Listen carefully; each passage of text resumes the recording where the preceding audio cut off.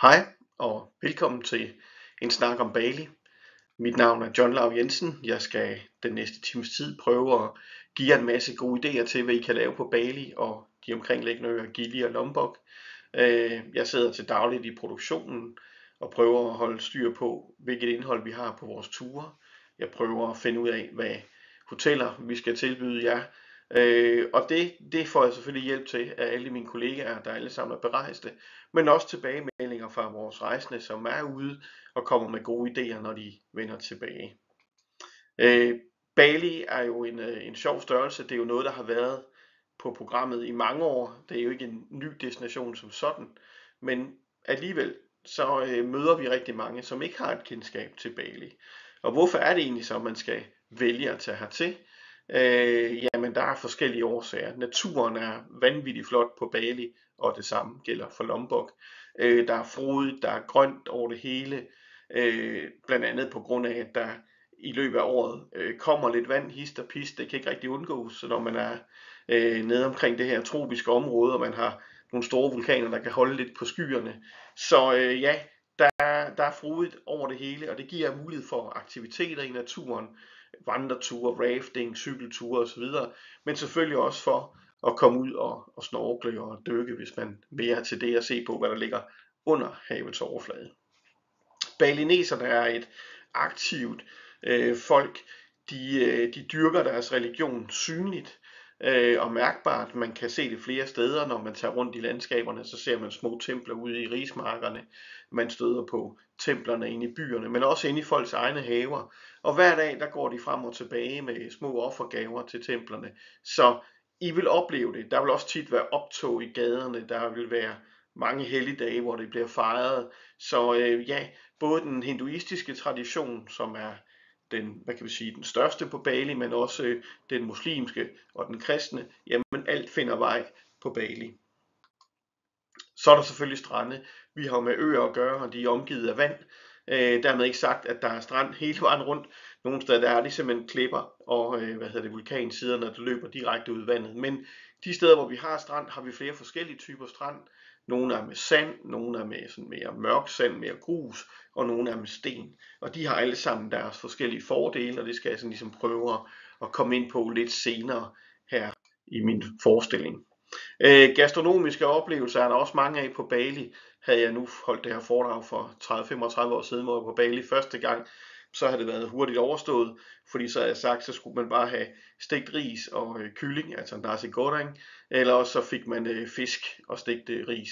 Der var ikke det store at vælge mellem. I dag er der kommet indflydelse alle mulige steder fra, både regionalt, men også internationalt. Der er flere internationale kokke, der har slået sig ned på Bali og prøver at mixe eksempelvis franske traditioner med det balinesiske og det indonesiske køkken. Så i dag kan man virkelig få mange spændende ting. Og der er mange restauranter, der i dag har sådan et moderne take på de klassiske indonesiske retter. Så der er faktisk noget at se frem til, og der er noget for enhver smag. Det er ikke sådan, at der på Bali er noget, man ikke spiser. Man er frisk på det hele. Og så er der selvfølgelig mødet med balineserne, som for mig er måske en af de største oplevelser ved at rejse i det hele taget, men selvfølgelig på Bali i det her tilfælde. Balineserne taler et udmærket engelsk, de er forholdsvis veluddannede, og så har de ikke mindst en rigtig god humor. Altså det er virkelig fedt at kunne mødes med balineserne, se dem i øjnene, og så grine af nogle af de samme ting. Det der smil, det åbner døre ind til oplevelser, som I alle sammen er velkomne til at tage del i. Så mød balineserne med et smil. I vil få det igen 10-fold, det vil jeg gerne garantere jer. Og så er der en anden fordel ved at rejse til Bali. Leveomkostningen på Bali er meget lave, sammenlignet med Danmark, sammenlignet med Europa og mange andre steder. Faktisk også sammenlignet med Thailand. Altså det er billigt at gå ud og spise på Bali. Det er billigt at købe drikkevarer, transport er billigt. Så det er en billig ferie, når man først er kommet derud. Og så kan vi jo altid tale om prisstigninger på fly og så videre, der gør, at Bali i udgangspunktet bliver en lidt dyrere destination måske end Thailand, men på den lange bane løber op i nogenlunde det samme. Så kom afsted til Bali, og så selvfølgelig bruge en dag på lige at lære de her pengesedler at kende, fordi der er nogle ret store tal på nogle af dem, og man skulle nødig forveksle 50.000 med 5.000. Så kig på farverne, kig på tallene. Hvem er det så egentlig, der rejser til Bali?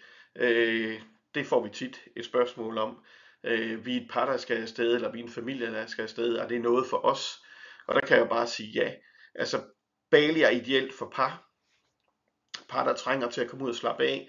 Par, der trænger til at være aktive, fordi der netop er adgang til alle mulige ting. Det kan være vandsport, det kan være vandreture, det kan være cykelture. Men det kan også bare være fordybelse. Og det at være par og bare tage afsted og hygge sig sammen. Der er stort set ikke et sted i verden, tror jeg, der er mere romantisk end Bali. Der er masser af lækre hoteller, man kan bo på, som har lige præcis det, der skal til, for at man bare kan nyde sig selv og være privat. Men det er også et sted, som hvad kan man sige, for par er nemt. Altså det er nemt at komme rundt derude, så ja, for parerne er der masser af ting at komme efter. Det samme er der for familierne. Altså Bali er jo en forholdsvis lille ø, og der er jo ikke nogen transporter der er længere end 5 timer stort set. Så har man børn med, så er det faktisk fortsat nemt at komme fra A til B, hvis man skal bo 2 eller 3 forskellige steder på sin tur. Der er der meget kort transport mellem hotellerne, og det hører vi fra mange er en kæmpe fordel. Der er masser af aktiviteter, man kan lave for familier med børn. Man kan lave andre ture, man kan tage med ud og rafte, det er ikke vild rafting, og så er der selvfølgelig strandene. Og alle hoteller, vi har med at gøre, har alle sammen en swimmingpool. Så hvis de små måske bliver lidt trætte af at skulle ud og gå en dag, eller fordi man vil ud og kigge lidt på nogle butikker, jamen så har man altid kortet i baghånden, man kan trække, der hedder, jamen vi kommer hjem til poolen lidt senere.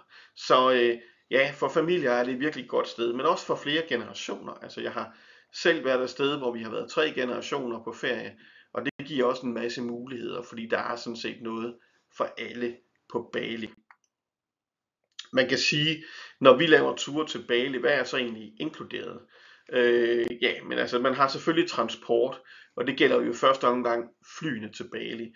Om man så skal afsted fra København, eller Billund, eller Hamburg, eller hvad man nu vælger, jamen så er der muligheder. Inde på vores hjemmeside kan I faktisk se priser for flere forskellige lufthavne, og det afspejler meget godt, hvad situationen er. Og der vil I kunne se nogle gange, at det kan være markant billigere at tage fra København, end det for eksempel kan være at tage fra Billund eller Aalborg. Desværre for jer, der gerne vil afsted fra provinsen. Men transporten betyder også, at I har transport lokalt. Det vil sige, at vi har sørget for transfer fra lufthavnen til det første hotel, mellem hotel 1 og 2, og måske hotel 3 eller 4, afhængig af hvad det er for en type tur I vælger. Men altså alle transfers mellem hoteller og tilbage til lufthavnen har vi sørget for. Transferen kan laves på forskellige måder. Man kan vælge at sige, at vi skal fra A til B så hurtigt som muligt, og så bliver man ellers bare kørt afsted. Eller også kan man lave det, der hedder en udflugtstransfer, hvor man undervejs får noget sightseeing lagt ind. Det kan være, at man skal forbi og stoppe ved nogle vandfald, eller nogle templer, eller nogle huler, eller hvad det nu kunne være.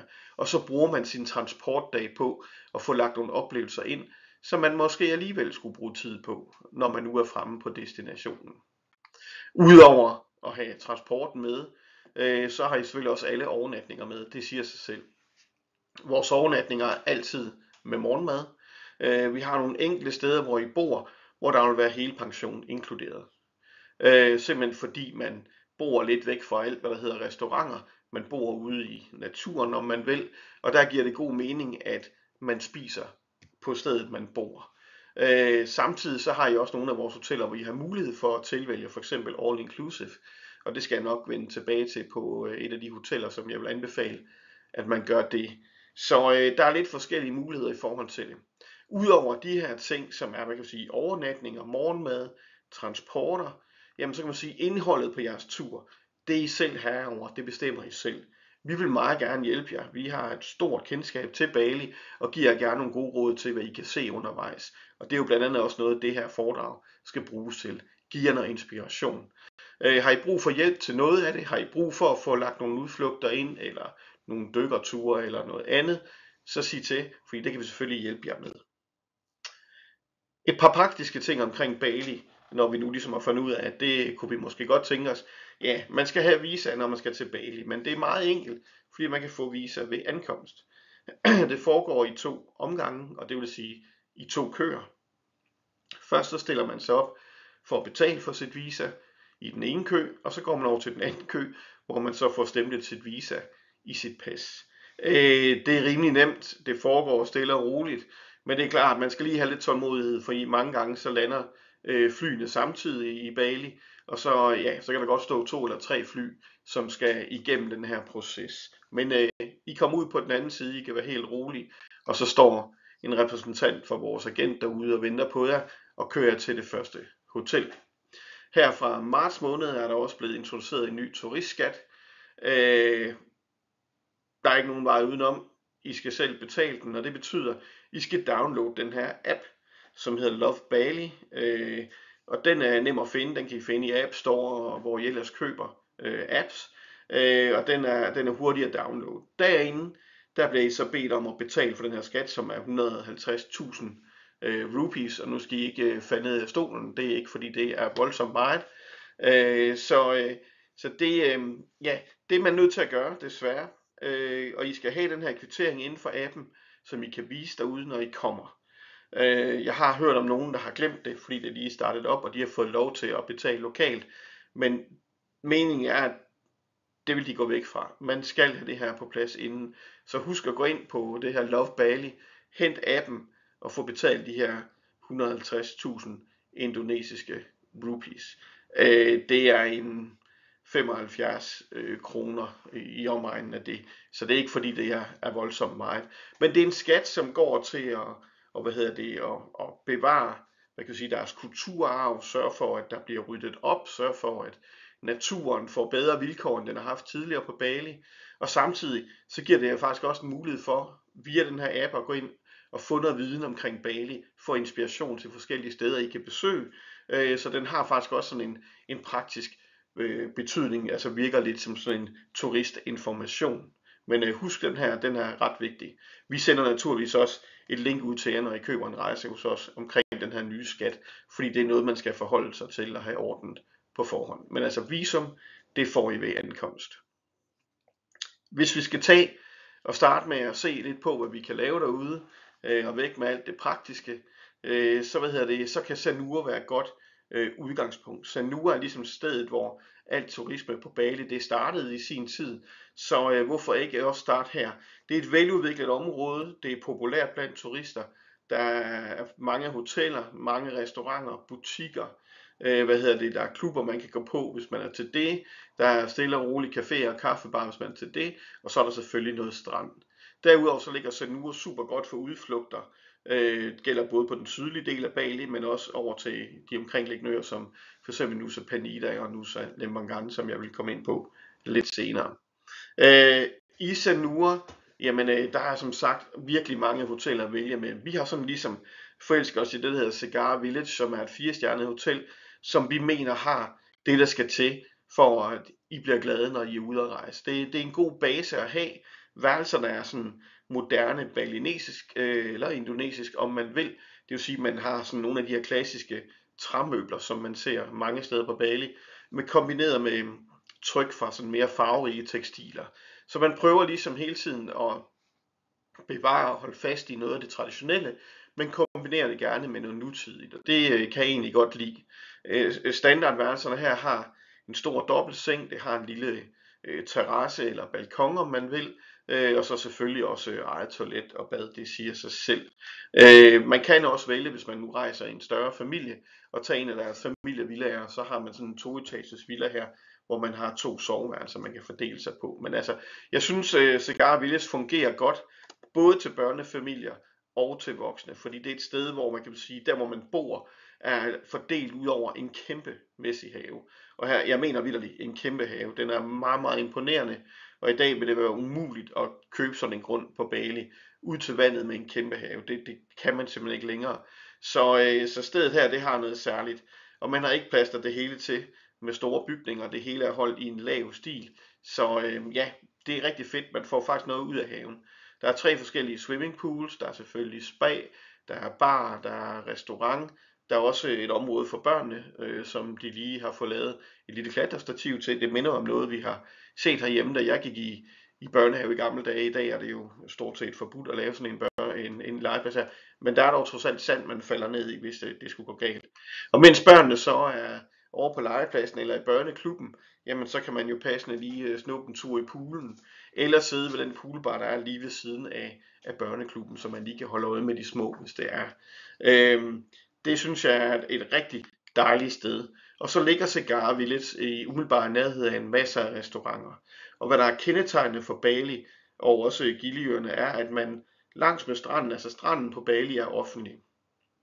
Så langs med stranden, der foregår der næsten altid det, at man har sådan en lille vej, og man vil et fortov og en cykelsti, som man lige skal over. Og så på den anden side, så har hotellerne så deres restauranter, eller restauranterne ligger der selvstændigt. Men der er simpelthen sådan en lille vej her, man kan gå på, eller cykle på, om man vil. Og det betyder, at man hurtigt kan komme fra A til B, eller komme rundt i området og se på udvalget af restauranter. Og der er vitterligt mange, når vi taler Sanur. En af de ting, som jeg personligt godt kan lide, det er at tage ud på de her gamle varnungs, altså de her traditionelle madsteder. Det var egentlig sådan nogle vogne, man kørte rundt med, ligesom gadekøkkenerne i Thailand, hvor man så laver de helt traditionelle steaks med kylling eller oksekød, eller hvad det nu måtte være. Lækkert og meget, meget billig måde at gå ud og spise på. Og så er det jo et fedt sted at møde nogle andre rejsende, eller møde de lokale, og lige få en sludder til noget godt mad. Men altså som sagt også masser af restauranter.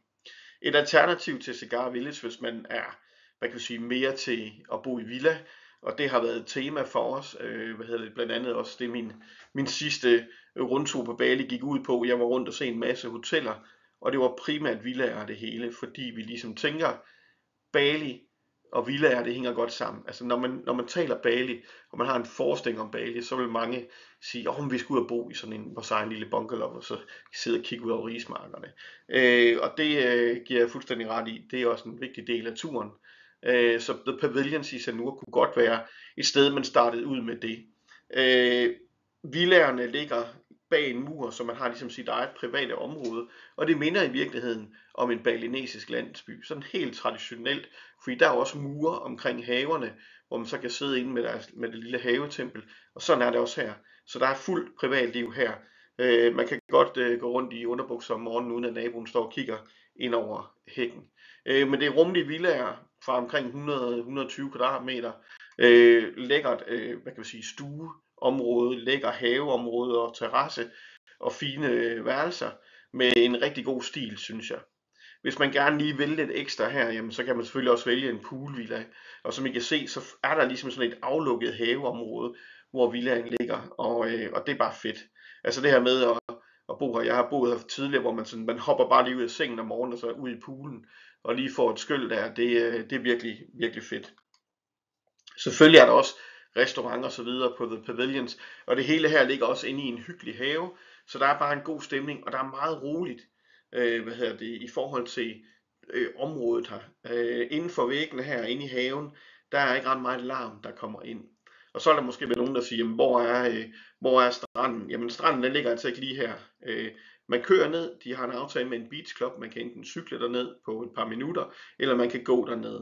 Så det er altså ikke en lang tur for at komme til stranden. Man kan også bare vælge at blive inde, hvor der er roligt, og tage et dyb i poolen, hvis man har lyst til det. Så ja, det var et par muligheder nede i Sanur. Nu nævnte jeg før, at Sanur ligger tæt på udflugtsmuligheder, hvad enten man vil til den sydlige del af øen, eller man vil prøve over på det her nye, det nye sorte på Bali, som er Nusa Penida. Jeg tror ikke, der er en Instagrammer med respekt for sig selv, der ikke har været på Nusa Penida, og forhåbentlig har de alle sammen været der og fået taget deres billede efterhånden, så vi andre kan komme derover og så have færre folk omkring os. Det er nogle virkelig smukke øer, Lemmongan og Nusa Penida, og er helt klart et sted, man kan tage til. Hvad enten man gør det på en dagstur, tager over og snorkler derovre, der er vanvittig god snorkling og dykning, eller for at bo derovre. Og her har vi sådan en lille nyhed, der hedder Akala Sri Sedana, som er et hotel, der ligger på Nusa Lemmongan, en halv times sejlads fra Bali, så det er ikke en lang tur. Der vil jeg anbefale, at man tager over og bor nogle dage. Det er virkelig et hyggeligt sted. Det ligger op ad sådan en lille klippeside, så bygningerne ligger forskudt. Man har en central poolområde ved restauranten, hvor man kan sidde og slappe af. Men man skal mere bruge det her som adgang til Nusa Penida og alle de oplevelser, der er på selve øen. Nusa Penida er ikke sådan super veludviklet endnu. Dog får det her hotel snart et søsterhotel på Nusa Penida. Det gør, at vi kan bo begge steder, eller måske flytte overnatningerne til Nusa Penida, så man er på selve øen til at starte med. Man kommer over på den anden ø ved at køre over en bro, så det er sådan rimelig nemt at komme til. Men hotellet her giver jer en rigtig god base for at tage over og besøge Nusa Penida. Og når man besøger Penida, jamen så vil det normalt foregå ved, at man enten lejer en scooter og kører rundt, lejer en cykel og kører rundt, eller tager på en guided tur og tager rundt og gør det privat. Det er meget mere intenst, og det er meget mere sådan berigende i forhold til de oplysninger, man får. Men altså, stedet her har deres egen restaurant, god udsigt, og man kan også sidde ved poolen og bare slappe af med en kølig cocktail her i solnedgangen, og så bare kigge over mod de andre øer, som ligger lige ved siden af. Af oplevelser derovre, jamen som sagt, masser af spændende natur, altså det er vanvittigt flot natur, og det er meget anderledes for det, man egentlig ser på Bali, synes jeg. Der er meget med klipper, der går direkte ned i vandet, lækre steder, man kan bade, lækre strande, som sagt gode snorkling og dykkermuligheder, hvis man vil det, blandt andet ude ved Manta Point, hvor man kan se de her djævlerok eller Manta Rays, og så de her strande. Diamond Beach for eksempel, første gang jeg var på Nusa Penida, der kunne man ikke gå derned, der skulle man sejle hertil. Så det var ligesom sådan en secluded strand, hvor at det var kun dem, der kom med båd, der kunne være. Og i og med ikke ret mange besøgte Nusa Penida dengang, var det sådan et sted, som ja, få var. Men i dag, der kan man gå ned ad en halvstejl trappe, så for de gangbesværede, der skal man i hvert fald lige tænke sig om 2 gange. Men der er en trappe nu, så man kan komme ned på stranden, som jeg mener er en af de bedste på hele Bali. Den anden, det er Killing King Beach, som er ja, måske det mest populære sted på Nusa Penida, og måske det mest populære sted på Bali i de seneste 3 år, tror jeg, hvor folk har været ude med droner, og de har taget billeder, fordi den her strand er virkelig spektakulær. Turen ned går langs med den her højderyg her, og så virkelig en stejl, sådan lidt en junglesti ned på stranden. Men det betyder så også, at når man kommer ned på stranden, så er der ikke ret mange mennesker dernede. De fleste de bliver stående deroppe og tager billeder nedover. Der er ikke ret mange, der bevæger sig hele vejen ned. Og det vil sige, at man får sådan en strand, som er lækker sand, det er lækkert vand, fantastiske omgivelser, og du har ikke det der tumult, der er oppe på toppen. Der er heller ikke nogen iskiosk eller restaurant eller noget andet, når man kommer ned her. Det er ren natur, det er ren strand, og det er virkelig en fornøjelse. Men turen derned, den er krævende, så den er altså ikke for alle og enhver. I skal tænke jer om, inden I begiver jer ned her på den her strand. Men det er belønningen værd, kan jeg sige, hvis man tager turen. Tager vi tilbage til fastlandet, om jeg må kalde det, til Bali, jamen så lad os prøve at bevæge os over på vestkysten af det sydlige Bali for en kort stund og til Jimbaran. Fordi hvor Sanur ligesom var det der sted, der har kendt til turisme i mange år, så er Jimbaran stadigvæk meget lokalt. Der bor stadig en masse fiskere i området, og det vil sige her, når I går rundt i gaderne her, så er der små markeder i gaderne. Husene har de her mure omkring, jeg nævnte før. Man har de her små familietempler inde i haverne. Man har den lokale tempel nede i hovedgaden, hvor alle folk også samles en gang om dagen. Man har en super lækker strand, og det hele taget er det sådan meget lokalt. Og det gør, at Jimbaran for mig er mit favoritområde i det sydlige Bali. Det skal jeg ikke lægge skjul på. Jeg er rigtig begejstret for de hoteller, vi har dernede, blandt andet The Open House, som er et lille sted med et par 20 værelser. Det betyder i sig selv, at der bliver ikke meget larm her. En super god restaurant, vil jeg sige, en meget, meget dygtig kok. Man har sin pool, og man har de her meget enkle værelser, som ejeren er blandt andet fra Madrid, og har arbejdet med de bedste 5-stjernede hoteller på Bali tidligere, og er vild med skandinavisk møbelarkitektur og indretning. Så værelserne er lidt enkelt indrettet, men der er simpelthen alt det, der skal være i det her værelse. Man har sin seng, og om bag ved seng, der har man håndvask og skabe.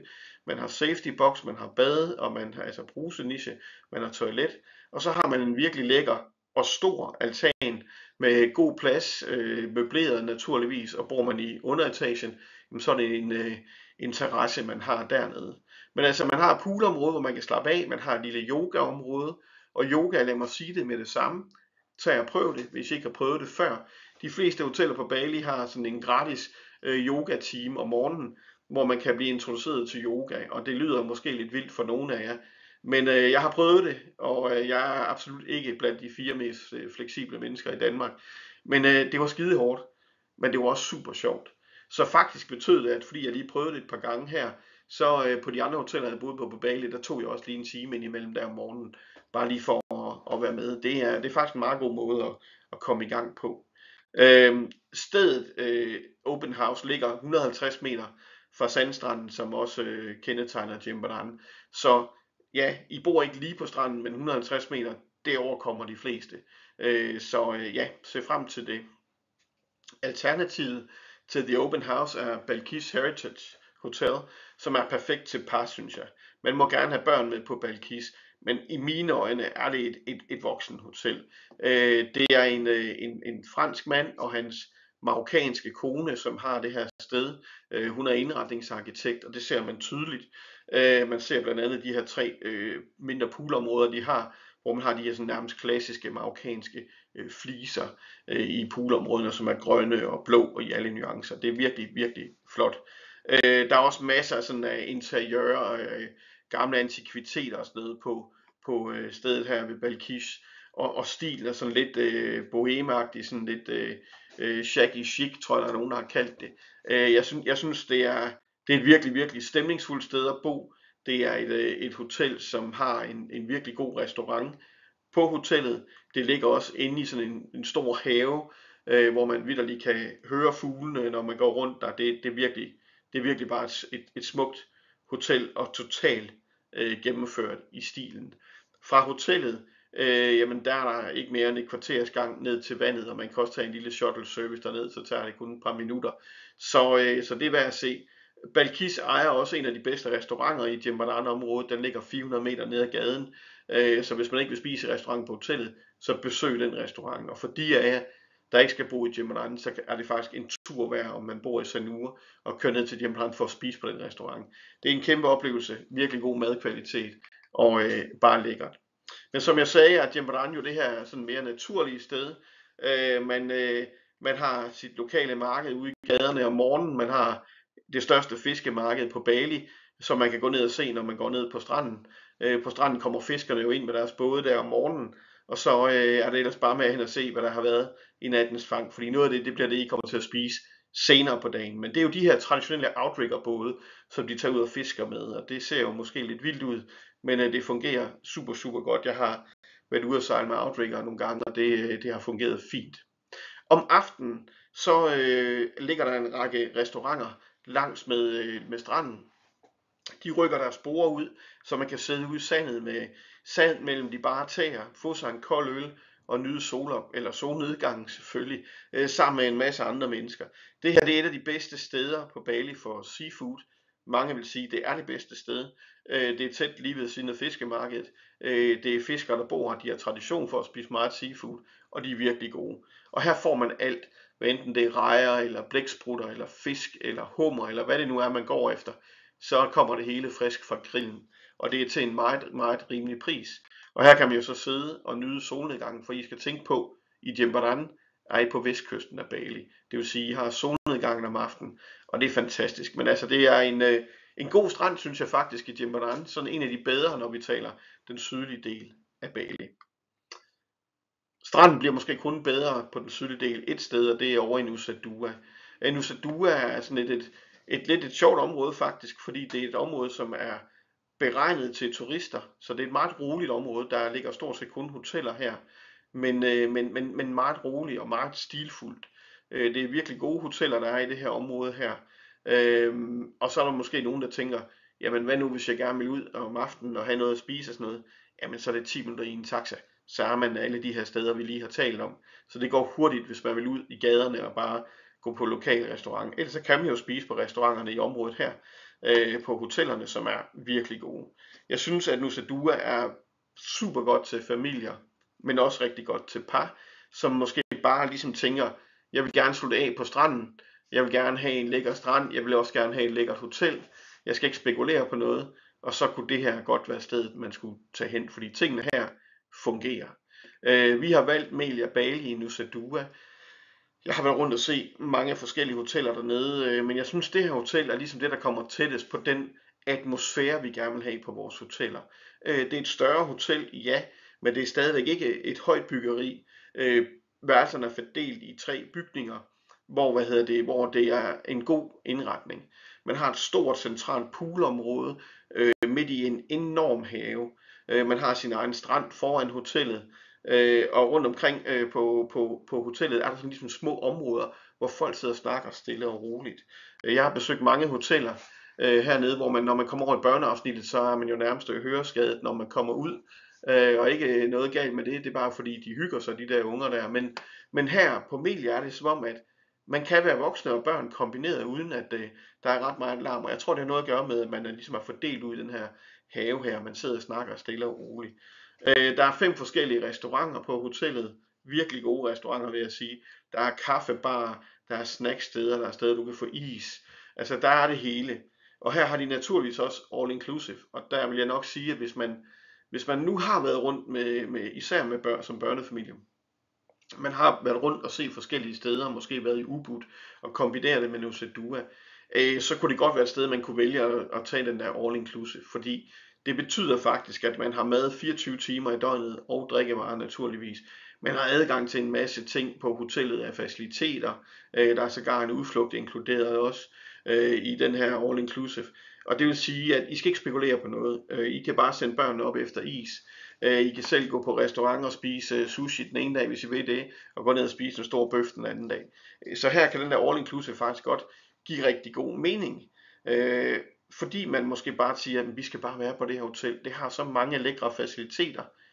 Vi har ikke behov for at skulle ud og ligge og køre efter restauranter osv. osv.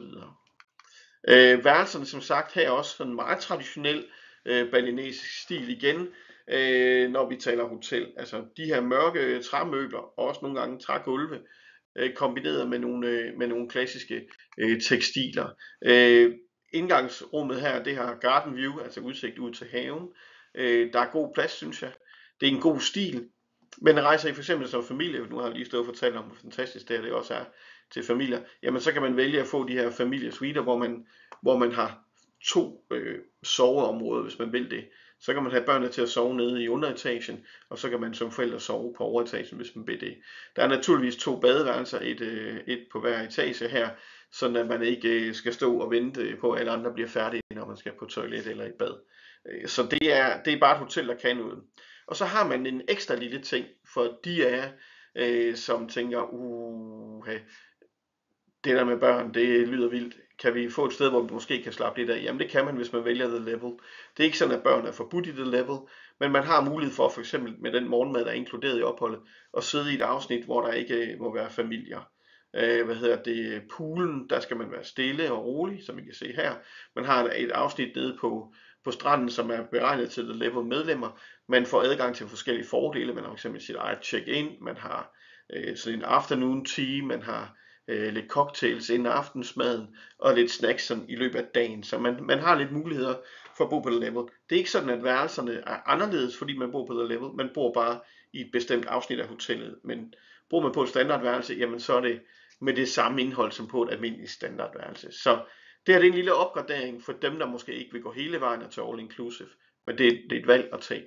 Der er naturligvis børneklub, en rigtig fed en af slagsen, synes jeg. Fordi meget af det foregår udenfor, det kan jeg virkelig godt lide.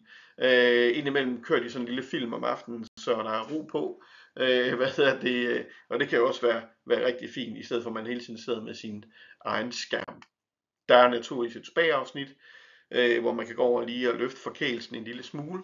Så overvej at tage på Melia nede i Nusa Dua. Det er virkelig, virkelig fedt sted og slappe af til sidst. Og så er der også den fordel, at vi stadigvæk har masser af plads på det her hotel, også i sommerferien, fordi sommerferien, det er vi nødt til lige at tage op her, bare lige ganske kort. Sommerferien er højsæson på Bali. Det er der, de modtager klart flest rejsende og besøgende udefra, i og med at folk både kommer fra Europa, Asien og fra Australien på det tidspunkt. Det betyder selvfølgelig også, at hotellerne bliver hurtigere udsolgt, det siger jo sig selv. Flyene er måske en lille smule dyrere end resten af året, så hvis man vil afsted i sommerferien, så skal man altså være ude i rigtig god tid. Og min anbefaling er, at hvis nogen af jer sidder nu her og skal afsted til sommer, så er det simpelthen nu, I skal bestille jeres rejser. Vi sidder inde med en masse faste afgange, hvor vi har flyene på plads, og sammenligner man med de priser, man ellers skal få på fly lige nu, jamen så er det 4-5.000 kroner billigere. Så tag fat i os, så skal vi nok hjælpe jer med at få det sat sammen. Og så skal man måske også om sommeren være lidt fleksibel, sådan at hvis man har en idé om, hvilke hoteller man gerne vil bo på, skulle de være udsolgt, jamen så finder vi noget andet til jer. som er tilsvarende. Vi har masser af muligheder rundt omkring, det vil I også kunne se inde på vores hjemmeside, og det gør, at det næsten altid lykkes med at få det, som folk gerne vil have. I forhold til vejret, det kan vi også lige tage, når vi nu er i gang med det praktiske. For mig er Bali en helårsdestination. Jeg ved godt, der er mange, der siger, at ja, men det regner jo i november, december og januar og sådan noget. Ja, det er meget muligt, men der er også mange dage, hvor det ikke regner. Og som vi snakker om tidligere, så er vi jo på en tropisk ø, der har brug for det her regn, det er derfor, det er så frodigt. Og indimellem, ja, så kan det egentlig være meget rart med et lille skyld. I skal jo tænke på, at der stadigvæk er 25-28 grader, selvom det regner. Så det er altså ikke for vildt. Fordelen ved for eksempel at rejse uden for sæsonen, det er, at hotellerne har nogle virkelig gode deals. Flyselskaberne er normalt noget billigere, end man ser det. Og der er ikke så mange andre turister. Og for mig, så er det jo bare kun en masse fordele. Så hvis I kan tage afsted på andre tidspunkter end lige juli og august, så er det ikke sådan, at Bali det er lukket. I kan tage der til forår, efterår, vinter, hvad I har lyst til. Og det vil I få en masse ud af. Kan I kun rejse børn til sommerferie, så er mit råd bare, vær ude i rigtig god tid. Fordi det er der, I får tingene til at lykkes. Det er der, I får de billigste muligheder. Nå, tilbage. Hvis vi taler udflugter i det sydlige Bali, så Uluwatu-templet, som er det måske mest populære af de her havtempler, er et sted, jeg vil anbefale at tage til ud på eftermiddagen, så man får den her vanvittigt flotte solnedgang herude. Man oplever den her traditionelle Kechak ceremoni, dans, nynnen, om man vil. Den er meget spektakulær, og den har eksisteret i lang tid. Den er lavet lidt i samspil med den hinduistiske historie naturligvis, og så det Bali, vi kender. Uluwatu-templet er imponerende, altså selve templet i sig selv måske ikke så meget, men beliggenheden er spektakulær. Så det er et godt sted at tage ned, og det kan man jo passende gøre samtidig med, hvis man nu tager en dag ned og ser nogle af de strande, der ligger på den sydlige del af Bali. Det er mere sådan mindre strandafsnit, men der er masser af hyggelige steder dernede af, og der er masser af sådan nogle beach clubs, hvis man er til det, hvor man kan høre lidt musik, samtidig med at man nyder poolen og nogle drinks, og måske også en tur ud i havet på et tidspunkt, hvis man vil det. Canggu er et nyt sted, vi har taget ind i vores program, og det er vi egentlig ret glade for. Det er sådan lidt et område under udvikling, kan man sige, men det er et sted med nogle lidt andet take på turismen, end vi måske kender det fra Sanur og især fra Kuta og Seminyak, hvor der er Kuta laver vi slet ikke noget i. Vi synes simpelthen det er for crowded, der er for mange mennesker, det er lidt for vildt. Men Canggu er sådan et sted, hvor der er moderne butikker, der er nye typer af restauranter, og så er der en rigtig fin strand, og de hoteller, der er derude, er efterhånden også ved at have en rigtig god kvalitet. Blandt andet det her Kuma er for jer, der virkelig ved det lækre, det 5-stjernede luksus. Igen, lidt skandinavisk indretning, det kunne godt være sådan et udpluk fra et hjem i Danmark, eller Norge, eller Sverige. Men der er en lækker indretning, og man kan godt se, at der også har været nogle italienere indover. Der er lige nogle vilde farver på nogle af fliserne her, der er også farver i restauranten. Og sådan, det er meget moderne hotel, vil jeg sige, men høj kvalitet, lækker service, vanvittig lækker mad. Bare den der morgenmadsbuffet på den her restaurant er også noget, det glemmer man aldrig. Og så har det jo selvfølgelig alle de moderne faciliteter, der skal til for at være et 5-stjernet hotel i dagens Bali, han har sagt. Så kom ind og få en massage, hvis det er det, I vil, eller bare nyd beachklubben, altså ude omkring poolen, eller gå en tur på stranden. Det er virkelig, virkelig lækkert område, synes jeg, omkring Canggu. LV8, er et andet hotel, vi benytter os af dernede, og her kan I jo ligesom se, det ligger også helt ud til stranden, har også et lækkert poolområde, og har også værelser, som sjovt nok, også igen, måske mere balinesisk end det andet, men stadigvæk sådan lidt, ja, det lugter også lidt af Skandinavien, hisk og pisk, og det er jo ikke fordi, jeg siger, at der er noget galt i det. Tværtimod, jeg kan godt lide den måde, vi indretter os på herhjemme, men det giver noget rum, det giver noget luft på værelserne, og det er også store værelser, vil jeg lige sige. Her har vi blandt andet 2-bedroom, hvor man både kan bo, hvis man er 4 voksne afsted, men man kan simpelthen også bo der, hvis man er 2 voksne og 2 børn. Vi har 2-bedroom med pool, og så videre, så videre. Så der er virkelig noget for enhver smag, og prisen her er meget, meget rimelig, synes jeg, for den her kvalitet, man får. I kan se her til 2 voksne og 2 børn, hvis de er med på en etageseng. Hvis det ikke er det, jamen så skal man selvfølgelig have dem ind i et andet soveværelse. Men igen, en beach club, hvor man kan sidde nede. Der er også nogle gange her, der bliver spillet lidt musik indtil klokken 7. Det kan jeg personligt godt lide, bare det ikke er for højt. Og høre lidt lounge musik, mens man er ved poolen, det giver lidt, det giver lidt stemning, synes jeg. Det minder mig lidt om Italien på mange måder, og Grækenland. Men altså ikke noget vildt diskotek her. Det er ikke sådan, det foregår. Det vil sige, at der er også ro om aftenen, når man skal til at sove. Så ja, hyg jer her. Lækker poolområde, som sagt. Lige ud til stranden. Og om man vil bade i havet eller ej, det er jo op til jer. Vores erfaring er, at mange gerne vil bo ud til havet. Men derfra så bruger de mest stranden til at gå på, og så bader de i poolen. Det kulturelle centrum er Ubud. Det er også et sted, som jeg synes, de fleste bør tage til, når de tager til Bali. Også selvom det er anden eller tredje gang, man er der. Det er virkelig et sted. Der er charmerende hoteller. Der er en vanvittig smuk natur med de her rismarker her. Og så er hotellerne heroppe, altså når vi taler villastil, men også hotellerne. Ja, det er sådan sin helt egen kvalitet og sin helt egen ting. Det er et område, der er vanvittigt godt, hvis man er aktiv, og man gerne vil ud og gå ture eller ud og cykle. Hvis man har interesse i shopping, er der alle mulige fede butikker i Ubud og i de små byer, der ligger omkring Ubud, som jo hver især specialiserer sig i ting. Det kan være en by, der er god til træsnit, og en anden er god til sølv. Så ja, kom rundt, have nogle dage deroppe, og kom ud og nyde det her vanvittigt flotte område. Aya Villas er, hvad kan vi sige, vores basissted i Ubud. Det er et super hyggeligt sted med et par 30 villaer, hvor man virkelig føler sig velkommen, fra man træder ind. Man mærker simpelthen bare en afslappet atmosfære. Jeg kan huske, da jeg var ude og se det her hotel første gang, der tænkte jeg bare med det samme, efter jeg havde været der 3 minutter.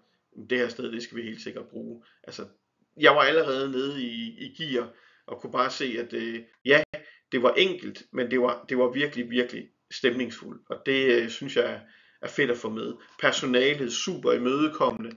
Alle er klar til at hjælpe. Og så er det bare en helt utrolig god pris, der er på det her sted. Det er selvfølgelig også et populært sted, det skal jeg ærligt indrømme. Så igen, det er sådan et af de her steder, hvor man skal ud i god tid.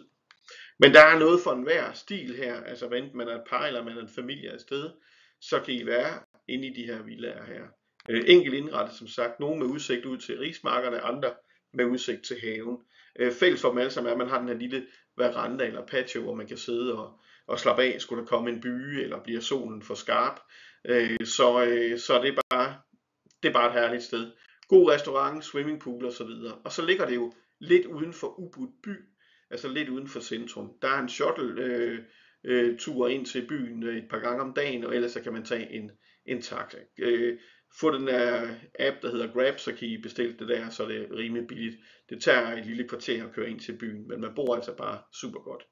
I Bali, jamen som sagt, det er Balis kulturelle centrum, så der er masser af spændende templer og museer og steder, hvor de spiller musik og laver skuespil og så videre. Og igen vil I jo se de her lokale, der går til de lokale templer med offergaver, hvad enten det er i forbindelse med en eller anden festival, eller der er begravelse eller nogle andre ting. Der kommer der sådan nogle virkelig flotte optog igennem byen. Så på den front er der rigtig mange ting at gå til på Bali, eller undskyld, i Ubud, og alting ligger jo nærmest inden for gåafstand. Og hvis ikke, så kan man tage cyklen. Husk på, at det er et kuperet terræn, det vil sige, at der er ikke noget her, der er fladt som en pandekage, så det går altså lidt op og ned, når man skal cykle, men det er virkelig bare en nem måde at komme rundt på. Så hvis man bor lidt uden for byen, jamen så kan man vælge det, eller hvis man bare vil tage på oplevelse, så hop på en cykel.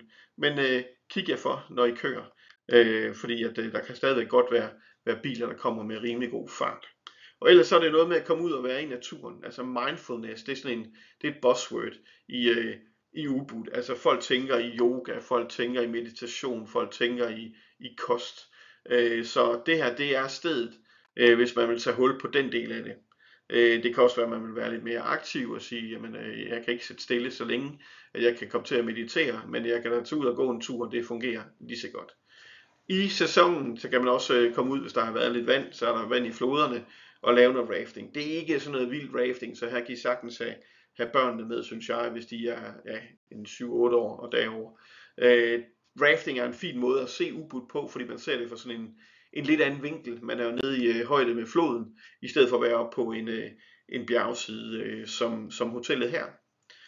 Ubud Valley Boutique Resort, et meget, meget langt ord for et virkelig dejligt sted, ligger sådan her. Det er sådan et af de små perler, jeg har fundet derude, og et sted, som jeg kan vende tilbage til, hver gang jeg er på Bali. Det er virkelig, virkelig super fedt. Man har nogle store bungalows, der er god plads imellem. Indretningen er helt, helt i top, med sådan en masse sådan klassiske balinesiske ting, men også sådan med lidt artefacts fra forskellige steder, ikke kun på Bali, men også fra nogle af de andre indonesiske øer.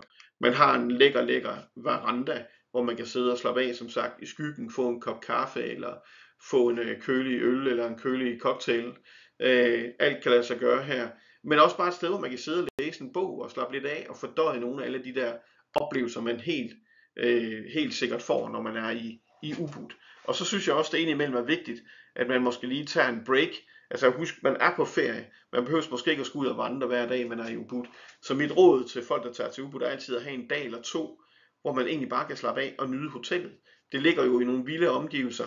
Der er spa og massage, hvis man vil det. Der er yoga, hvis man vil det. Der er selvfølgelig også en pool, hvis man har lyst til det. Så en gang imellem, træk stikket, slap af, og så bare nyde de der fantastiske steder, I kommer til at bo.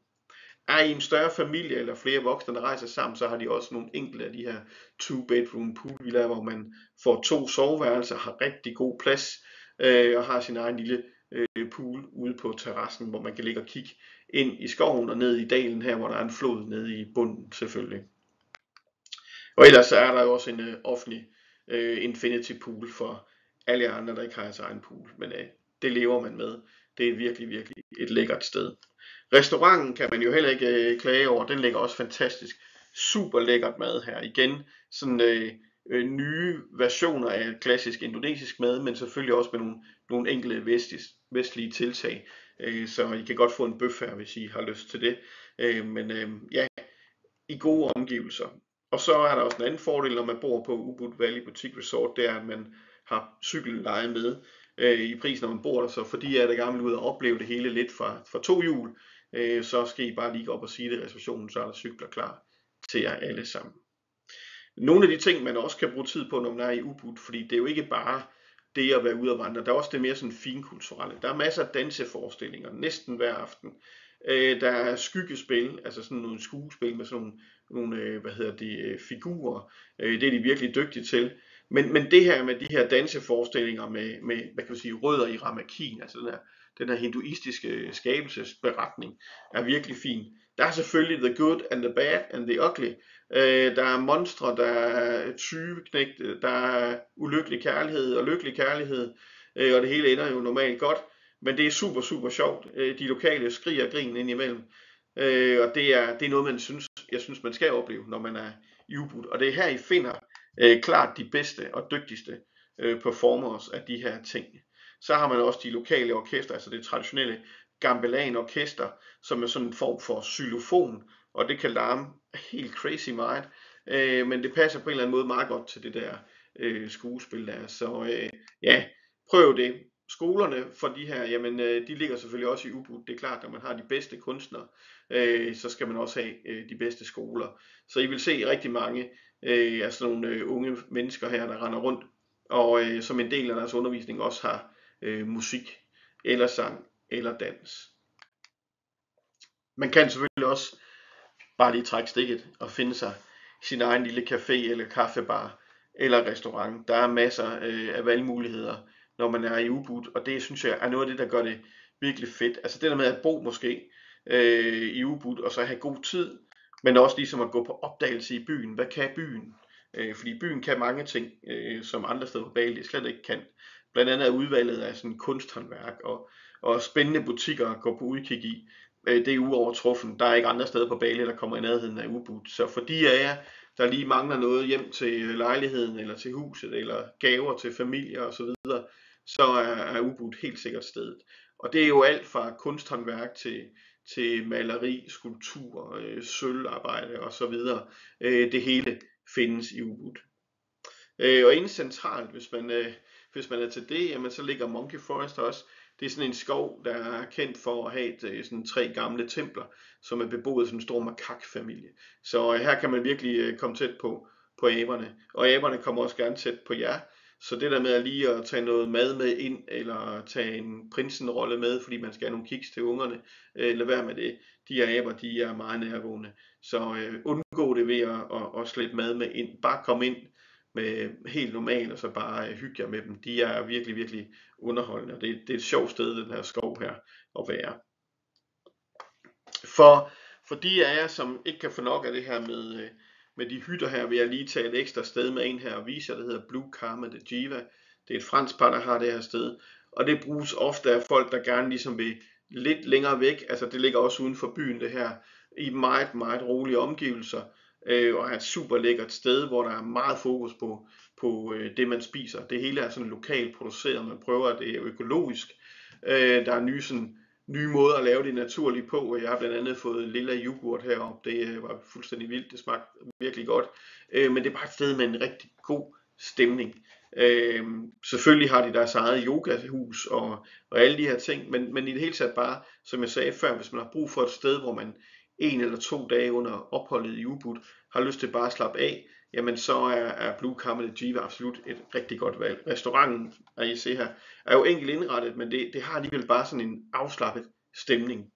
Og villaerne, man bor i, de er alle sammen fundet enten over på Java eller på andre øer, så har man flyttet dem og genopbygget dem her. Og det vil sige, at det er en lidt anden stil, end I måske normalt ser på Bali. Det er sådan lidt ligesom med den gamle by i Aarhus, hvor man jo også finder gamle huse rundt omkring i landet og genopbygger dem sten for sten inde i Aarhus. Hytterne her, super lækker indretning. Igen, det er nogle franskmænd derinde over her, så der er virkelig en god smag. De kan et eller andet i forhold til indretning. Gør det meget enkel indretning, men alligevel på en eller anden måde luksuriøst.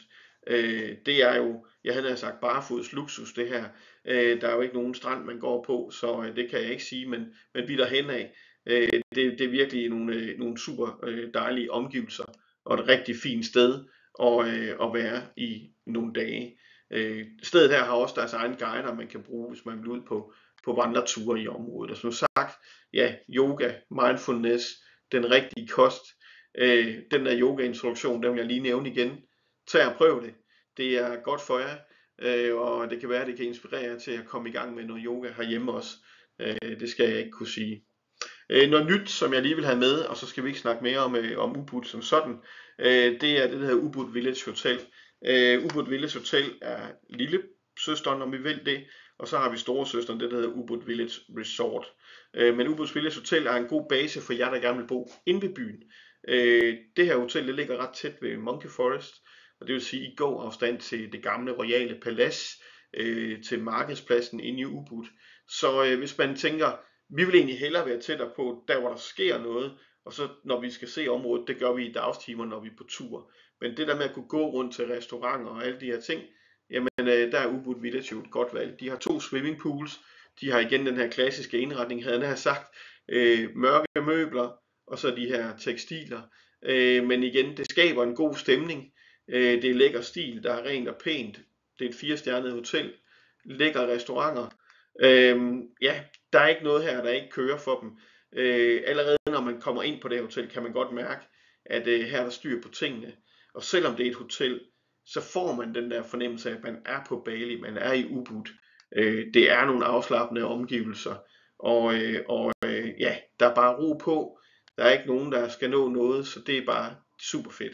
Og så har de den her, synes jeg, som jeg personligt utrolig godt kan lide, de har den her rooftop lounge, hvor man hver dag bliver inviteret på eftermiddags te og en lille snack, når man bor her. Men man kan også bare lige fortsætte indtil solnedgangen kommer, så kan man sidde og nyde. De har et virkelig godt, en god barmenu, om jeg vil. Masser af gode cocktails med deres eget take på tingene. Så et fedt sted at starte, inden man eventuelt skal ud og spise på nogle af de mange restauranter i Ubud, eller i en af restauranterne her på hotellet.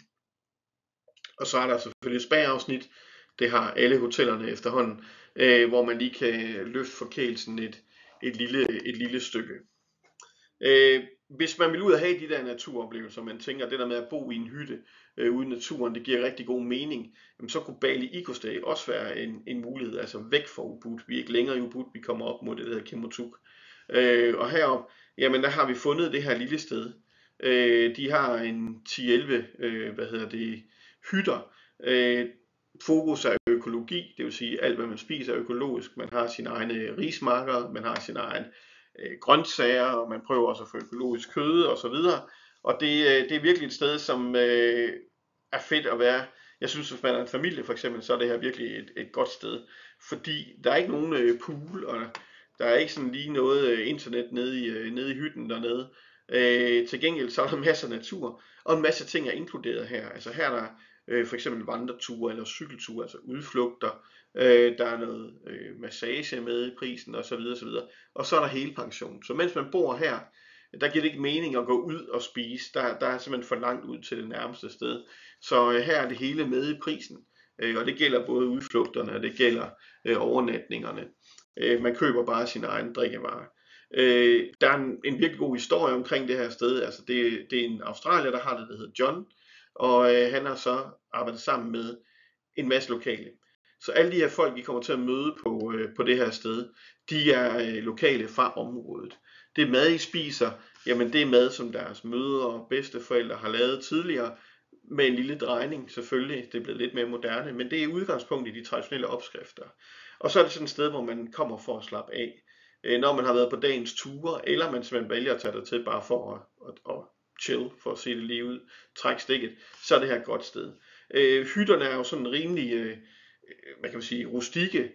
Der er ikke så mange ruder, kan I se her, der har man lige en måtte, man ruller ned. Der er ikke noget fjernsyn på værelserne. Det shampoo, man bruger, det myggebalsam, man skal bruge herude, det er altså noget, de har fremstillet på stedet her. Man må ikke stå med sit eget shampoo, der kan forurene. Alt sammen her er lavet, som sagt, med det der økologiske udgangspunkt. Så et super fedt sted at bo, også hvis man er flere steder. De har et par hytter, hvor man kan bo op til 6 personer. Og så har man som sagt ro, man er i naturen, man har udflugter med, man kan tage ned og bade i lokale vandfald, hvis man er til det, men også vandreture og så videre. Så ja, Bali Eco Stay kunne godt være et valg for jer. Hvis man tænker, det bliver måske lige lidt for rustik, og vi kan faktisk godt lide, at vi kan sidde og kigge på vores telefon og se, hvad der foregår ude i verden, så kunne Sarnak Retreat være et godt valg. Man har lidt af det samme her, dog er der kun morgenmad med, når man overnatter på Sarnak Retreat. Men det her område her af Bali, sådan den nordøstlige del, uden at være helt oppe ved kysten, der bor ikke ret mange turister her. Så hvis man vil prøve det, så er det her virkelig et godt bud. Igen er det nogle franske ejere, det ser man jo tydeligt på, at indretning og alt muligt andet, det er top. Man har lækre hytter her, synes jeg. Og hvis man så vil have alt det der med, udflugter, vandreture til vulkanerne, cykelture, besøg den lokale landsby, cooking class, whatever man kunne forestille sig, så laver de turene her til en god pris. Så jeg kan afsløre, at alt i alt, når man har boet her, eller man har boet på Bali Eco Stay, så er prisen nogenlunde den samme, når man er færdig med opholdet. Så for de af jer, der tænker, at det her det er den stil, jeg kan lide, også med spa her, vil jeg sige, så er det en mulighed. Super pool, udsigt ud over rismarkerne og op mod den nordvestlige del af Bali. Altså man kan simpelthen se op til vandet herfra, og det er virkelig fedt. Og det område, man kigger op imod, det er faktisk det, der hedder Pemutteran. Pemutteran er ligesom gemt i den nordvestlige del af Bali, og er et sted, hvor der er rigtig god snorkling og rigtig god dykning. Faktisk noget af det bedste på Bali. Det er et sted, som er under udvikling. Der er ikke så mange hoteller endnu, og det gør også, at søgning mod det her sted gør, at det indimellem kan være en udfordring med hotelværelser. Så igen, vær i rigtig god tid, især hvis I skal afsted i sommermånederne. Det er også et sted, nu man er kommet op på den nordlige del af Bali, og der er kun 20% af de turister, der besøger Bali, der faktisk når op på den nordlige del, altså på den anden side af vulkanerne. Man dyrker vin heroppe, ikke specielt god, men den skal der prøves. Men det folk primært kommer for, det er for at være et sted, hvor der er færre turister, og hvor man kan se noget, når man snorkler. Og det kan man her. Det har man ikke altid kunnet, men man har arbejdet hårdt på at genskabe koralrevene. Man har de her små forskellige projekter, hvor man sætter let strøm til de her metalgenstande, oftest kunstværker, man har sat ned på bunden, og så vokser korallerne simpelthen bare hurtigere. Det kan også være gamle cykler eller scootere. Og nu har jeg været her nogle gange, og jeg har simpelthen kunne se fra gang til gang, hvordan der er kommet flere koraller, og i og med, at der kommer flere koraller, kommer der også flere fisk. Og fra de lokale har jeg hørt, og lad mig fortælle, at der faktisk i dag er fiskearter, som de ikke havde før. Før i tiden der bombede man jo med dynamit, når man fiskede herop, og ødelagde bunden og revet med ankre og alt muligt andet, når man kom ind med sin båd. I dag der prøver man at bevare det hele. Alle har fundet ud af, at det er en rigtig, rigtig god idé, fordi det giver flere fisk, det giver flere oplevelser, og det giver også mulighed for, at turisterne vil komme og kigge på det hele. Tamanzai Beach Resort kunne godt være udgangspunktet. Her har man både værelser og bungalows, og man har både små og store bungalows, hvis man er til det. Det vil sige, at man en stor familie, kan man sagtens få en hytte herop med 4 og 5 værelser. Igen, vær ude i god tid. Det her sted er ret populært, og det forstår man godt. Som sagt, flere forskellige variationer i værelseskategorierne. God restaurant, lækker spa, fin pool. Og så har de en dejlig restaurant nede på stranden om aftenen. Om dagen, jamen der er det her område et sted, hvor man bare ligger og slapper af, som I kan se her. Og så går man ud og snorkler, og så har man altså fisk og koraller lige udenfor her. Og ellers, så tager man til Menjangan Island, som er en lille ø ud for her. Det ligger egentlig i en nationalpark i den her nordvestlige del af Bali. Men et super spændende sted. Der er ikke rigtig nogen, der bor derude. Der er nogle templer og sådan lidt. Men fantastisk sted at snorkle, og et rigtig godt sted at dykke. Der er sådan flere dive sites i det her område. Det hører til den nationalpark, der ligger heroppe i den helt nordvestlige del af Bali. Hvis man går ind i nationalparken, vil man kunne se den balinesiske fugl, eller deres nationalfugl, om man vil det på Bali. Der er hjorte, der kommer ned og bader nede ved vandet på stranden, og forskellige andre ting. Så her kan man også lave nogle rigtig fine vandreture, hvis man er til det. Men de fleste, de kommer altså for at snorkle eller dykke herude omkring Menjangan Island. Så tag det med i jeres overvejelser. I og med, at området er et meget stille område, så er det et sted, hvor man skal overveje igen, hvor mange nætter skal man bruge deroppe. Altså, jeg vil sige, hvis man har 4-5 nætter heroppe, så er det rigtig fint, så når man ikke er begyndt at kede sig. Men mindre man kommer der for at dykke, fordi så kan man sagtens bruge længere tid, fordi så er man jo afsted hele dagen. Men det er altså ikke en by, som endnu er udviklet sådan rent turistmæssigt. Der er kommet nogle enkelte restauranter deroppe, men det er ikke mange. Det er ikke ligesom nede i Sanur eller sydpå, som jeg har talt om tidligere. Og hvis man er til det her med snorkling og så videre, så er det østlige Bali giver også nogle muligheder. Man har tæt til oplevelser. Besakhi-templet, det største tempel på Bali, modertemplet over dem alle, ligger herude op af Gunung Agung, som er den største vulkan på Bali, ligger her på en af siderne. Og det er en vanvittig spændende ting at besøge, og det synes jeg, man skal. Og her kunne det godt give mening, hvis man så bruger en af de her sightseeing transfers, vi laver, hvor man undervejs fra hotellet, for eksempel i Ubud, og over til Amet, jamen så laver man stop her ved Besakhi og ser det her tempel. Det vil have mine varme anbefalinger. Og i Amet, jamen der er vi i et område, som er sådan det er sådan en kyststrækning, hvor man har flere forskellige små fiskerlandsbyer undervejs. Så igen et sted, hvor turismen vitterligt ikke er udviklet. Altså der sker ikke ret meget herover, andet end at man har adgang til vulkanerne, som I kan se. Man har gode muligheder for at snorkle og dykke. Men sådan i forhold til turistfaciliteter er det ret begrænset. Her er man altså stadigvæk på udviklingstrinnet. Men det kan udvikles. Der er et kæmpe potentiale i mine øjne. Så lad os få nogle flere hoteller, ligesom det her Santai, som jeg mener er det bedste hotel i hele Amet. Der er ikke noget, der kommer i nærheden i forhold til, hvor hyggeligt det er, og mulighederne her. Forskellige typer strand, når vi er her på østkysten. Nogle steder har man noget sand, som er sådan mere gyldent i det, sådan lidt mere grovkornet, og andre steder er det mørke sand, eller rester fra vulkanerne, og så har man det sådan mere stenet strand. Foran Santai er det sten, men man skal lige gå og få lidt ondt i fødderne, de 5 meter der er over til vandkanten, fordi så snart man kommer 15 meter ud, 20 meter ud i vandet, så er der det vildeste koralrev, og mega god snorkling. Fra hotellet er det hurtigt at komme ned til nogle af de andre strande, som har nogle mere sådan badevenlige strande og steder, hvor man kan ligge og slappe lidt af. Men altså, det er det, der foregår under vandet, som gør Amet spændende. Hvis det ikke var der, så var der ingen grund til at tage det ud i mine øjne. Altså, der er virkelig god snorkling. Der er flere forskellige koraller. Man har både hårde koraller og soft corals. Det er godt at dykke. Der ligger nogle vrag derude. Men altså igen, et område, som er ret tilbage i forhold til udviklingen, sådan rent turistmæssigt. Og det vil der nok være mange, der tænker er en fordel. Men altså overnatningsmuligheden synes jeg er begrænset herude, det skal man også vide. Så ja, se hvad der er af muligheder, når I taler med en af mine kollegaer dernede.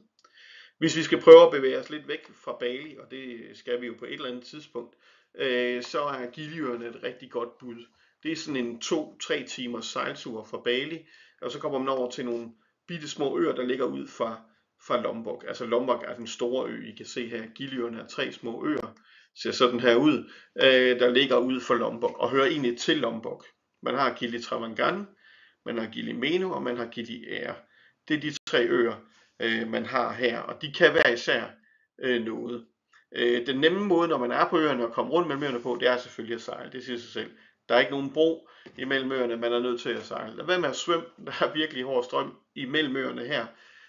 Så det er en rigtig dårlig idé. Men benyt jer af den offentlige transport. Det koster, jeg tror det er omkring en 25-40 kroner at sejle fra ø til ø. Eller også så kan man vælge at tage sin egen båd, så koster det måske 200-300 for at leje den, og nogen lejer den måske en hel dag, så man kan sejle rundt mellem øerne og måske ligge og snorkle på de forskellige steder, der egner sig på de forskellige øer.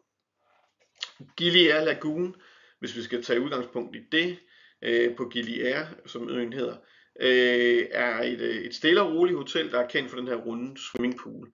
Det er meget enkelt i sin indretning, og sådan vil mange af stederne være på Giliøerne. De er sådan lige et skridt bagefter i forhold til lækkerheden måske af deres hoteller.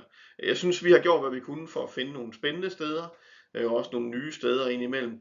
Men ellers kan man sige, at de fleste overnatningssteder herude er sådan stille og roligt og ret enkelt egentlig. Det behøver sikkert være prangende for, at det kan være fantastisk.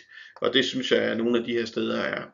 Selve Gili Air er jo en ø, som man kan gå rundt omkring på omkring 2,5-3 timer. Så kan man faktisk gå hele vejen rundt om øen. Den har flere sådan steder rundt på øen, hvor der er godt at snorkle. Så det er rimelig nemt at komme rundt. Man kan også vælge, og det gør de fleste, når de er på Gili, at finde en cykel, og så benytte sig af det.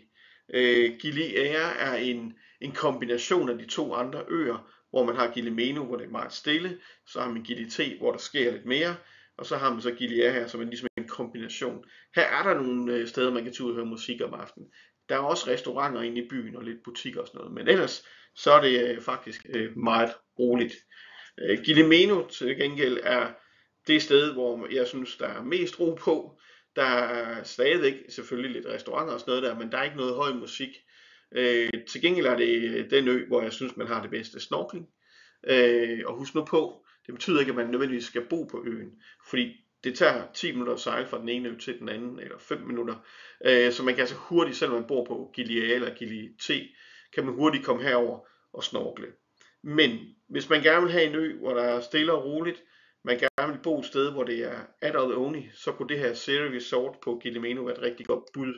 Jeg har boet her en del gange, og jeg er faktisk meget begejstret for stedet. Det er meget roligt, det har måske den bedste strand på Giliøerne foran sig, og når man kommer ud i vandet, jamen så ligger skildpadderne og græsser derude, og svømmer man 20-30 meter ud, så har man et virkelig godt koralrev. Men det er kun for voksne, som sagt, for 16 år op efter, og her har man mulighed for, at der er ligesom nogle hotelværelser i den bagerste del, og så har man bungalows oplagt med siden. De er ret enkelt indrettet, synes jeg, men der er alt det, man har behov for. Og så er det her også et sted, hvor man lige smider skoene, når man er omkring poolområdet, og man kommer ind til receptionen og går op i restauranten. Der går man altså med bare fødder. Så det kan også et eller andet, synes jeg. At alle folk render rundt med bare tæer, det synes jeg egentlig er ret fint. Men igen, stranden her, hvor man har udsigt over til Gili Air, man har udsigt over til Lombok og de store vulkaner derovre. Men et hyggeligt sted, synes jeg, Seri Meno, det kan jeg varmt anbefale. Og det folk kommer for jo selvfølgelig på Giliøerne, det er for at få den der ø-stemning, og måske også for at få lidt strandliv, som man ikke har alle steder på Bali. Altså er man i Ubud, så er det klart, så er det jo grønne omgivelser det hele, der er ikke noget vand, så Ubud i kombination med Gili er jo fantastisk. Men det er jo det, der foregår under havets overflade, som måske er mest spændende i virkeligheden, og der er der altså virkelig god snorkling, og det er, synes jeg egentlig, for alle niveauer af snorkling. Man skal bare lige være opmærksom på, hvor det er, man snorkler henne. Der er masser af ting at se på. Der er fine koralrev, der er masser af skildpadder, og indimellem så kan man også opleve, at man smider nogle statuer ned på bunden, man så kan snorkle ned til. I kan tage på dagsture med jeres egen båd, hvis I hyrer en båd til at sejle rundt. De kender jo alle de her steder, hvor man kan snorkle. Eller okay, I tage på decideret snorkeltur, hvor man stopper en 3-4 steder og spiser frokost måske på en af de andre øer, og det er med i prisen. Det er op til jer, men der er mange måder at gøre det på. Men I kan altså også bare tage den lokale færge mellem øerne. Gili Travangan er den sidste ø, det er den største ø. Her synes jeg, cykel er en god ting, og det er sådan, at de fleste hoteller har en form for cykeludlejning. Nogle har sågar inkluderet i prisen, så man kan cykle rundt. Jeg vil tro, sidst jeg var afsted, cyklede rundt om hele øen på en halv times tid. Så større er det altså heller ikke. Det tager lidt længere tid at gå rundt, det er klart. Gili T er sådan delt op, at man på den østlige side af øen, der har man ligesom byen, hvis vi skal kalde det det. Det der, man har alle restauranterne, alle butikkerne, supermarkederne, de små købmænd, om man vil det. Og det er også der, man har nogle af de her barer, hvor der om aftenen er lidt mere gang i den, end der er på de andre øer. Så for mange unge mennesker er det her et rigtig fint valg, fordi der sker lidt. Og for os, der rejser med børn og er blevet lidt ældre, så er det egentlig også ret fint, fordi man kan bare bo på den vestlige side af øen. Der er helt stille og roligt. Der ligger nogle enkelte bar langs med kysten, men det er mere sådan i sådan en lounge-stil med lidt roligt elektronisk musik. Og så kan man tage ind og spise om aftenen, og ja, jeg ved ikke, jeg kan egentlig godt lide, at der også er lidt musik en gang imellem, når jeg er ude. Så det fungerer rigtig fint med, at så kan man tage ind og være en del af det, og så kan man tage tilbage til sit hotel, og så er der fuldstændig roligt. Ombak Sunset er det sted, vi benytter især til familierne. Man bor i bungalows her. Nogle af dem er inddelt, så man har 3 selvstændige værelser, kan man sige, i en bungalow. Men man har også selvstændige bungalows, hvor I har hele hytten. Men de her sådan, hvad kan man sige, standardværelser her, der har man bare sin egen indgang i en bungalow. Men det giver alligevel en fornemmelse af at bo i en villa tæt på vandet. Hvis I gerne vil opgradere, og hvis I nu for eksempel rejser flere, jamen så er der poolvillaer, og der er sågar 2-bedroom poolvillaer, hvor man kan bo 6 mennesker. Så for større familier er det her et fantastisk godt valg.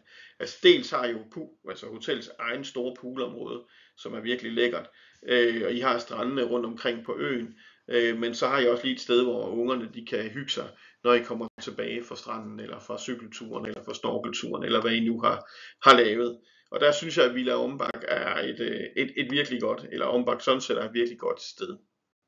For de voksne, jamen der er der også en mulighed. Lad os nu sige, I vil lave lidt øhop på Giliøerne, så kunne man jo bo på Sierra på Giliera, så kunne man tage over til Gili T og få lidt mere gang i den og bo her, men også med Adoloni. Pearl Sunset Resort, et helt nyt hotel er kommet.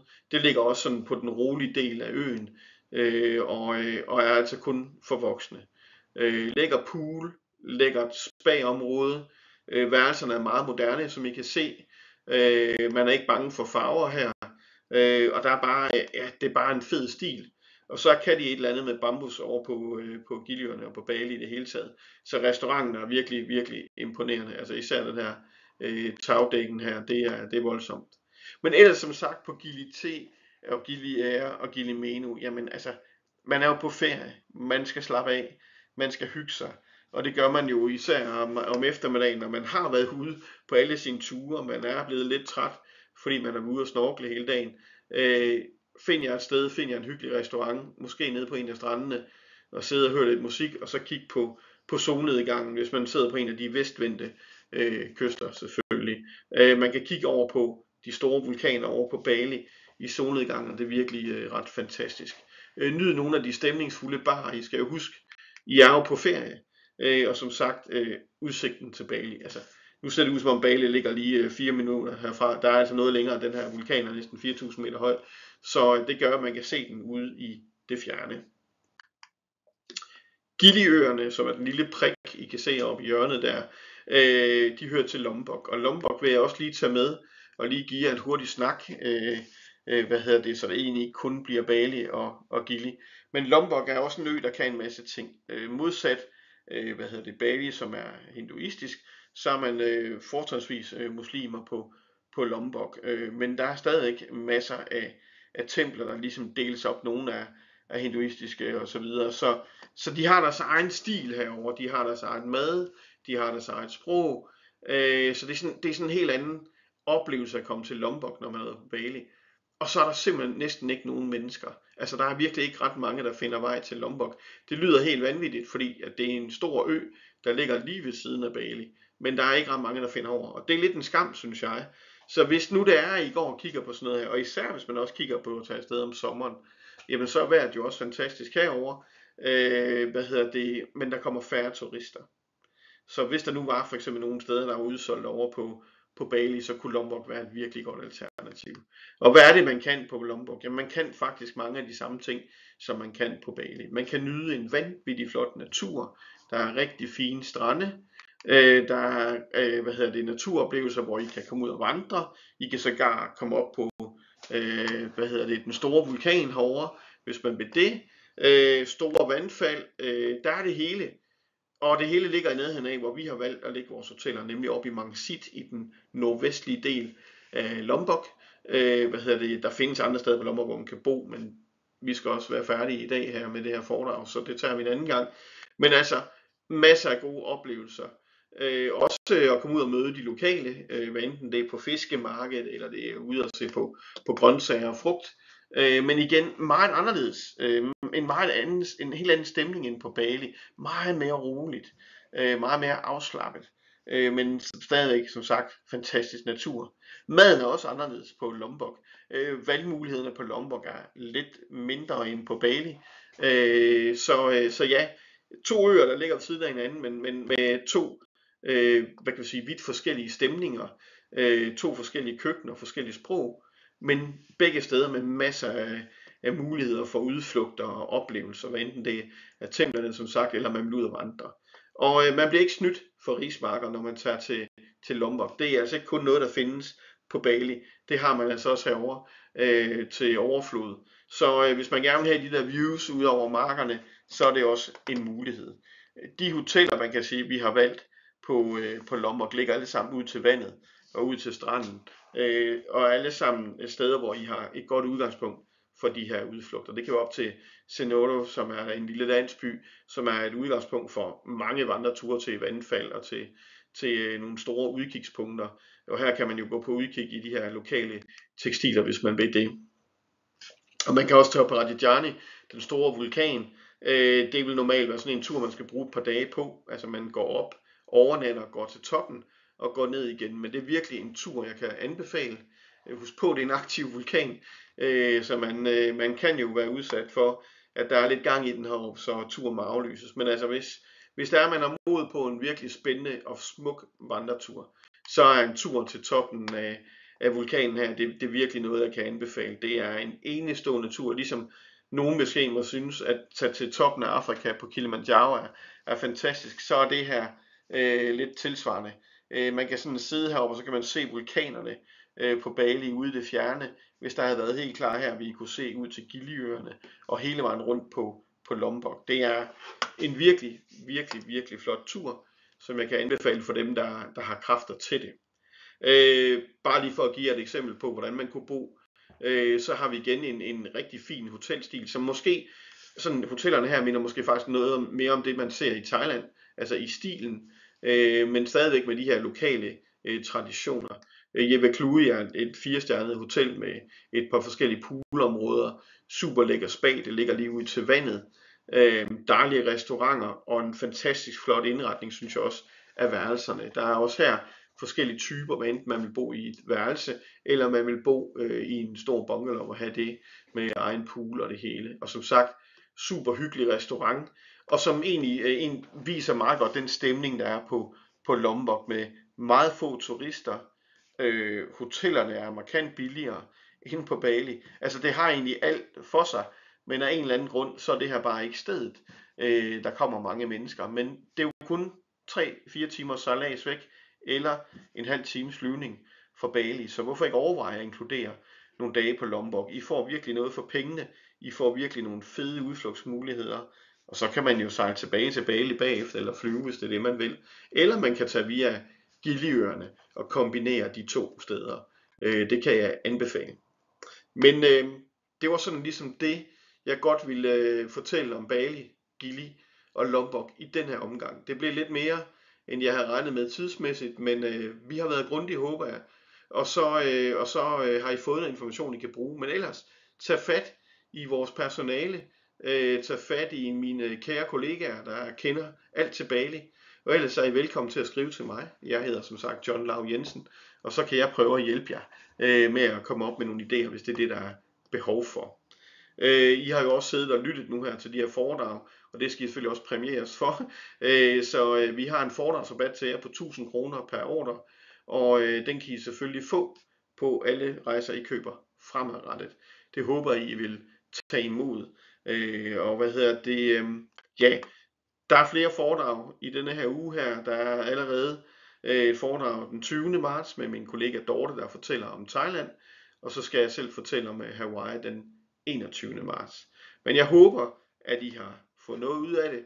Jeg håber, I har kunne bruge det til noget. Igen, husk, hvis I skal have stadig sommerferien, så skal I booke det nu. I har nogle super skarpe priser. Der er få hoteller tilbage, så det er ikke noget med at sætte og vente 2 måneder. Gør det nu. Men ellers, rejs på Bali hele året rundt. Kig på de gode priser, vi har i forår, efterår og vinter. Og ellers, tag fat i jer herinde for et godt råd. Jeg håber, I får noget ud af det. Pas på jer selv derude, og tak for nu.